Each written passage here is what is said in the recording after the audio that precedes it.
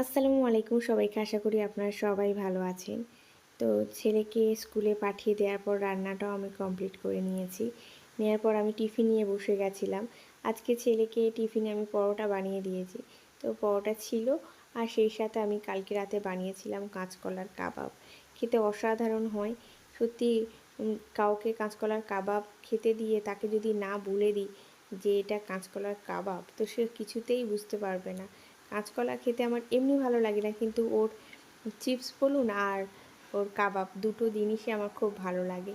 তো যাই হোক, খেয়ে নিলাম। তারপর হচ্ছে কিছু হাতে কাজ ছিল, সেগুলো গুছিয়ে রেখে তারপর স্নানটা করে নিলাম। তারপর বসে গেছিলাম আয়রন করতে।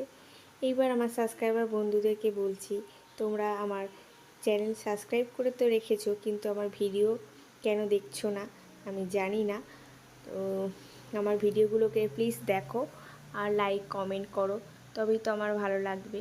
আর আমার চ্যানেলে নতুন হয়ে থাকলে সেসব বন্ধুদেরকে বলছি, তোমরা আমার চ্যানেলটা সাবস্ক্রাইব করে দাও আর আমার ভিডিওগুলোকে দেখে আমাকে সাপোর্ট করো। তো আজকে ভাবছিলাম সন্ধ্যার দিকে মানে একটু চানা খাওয়ার ইচ্ছা হচ্ছিলো, তাই একটু ছোলা মটরও ভিজিয়ে দিচ্ছিলাম।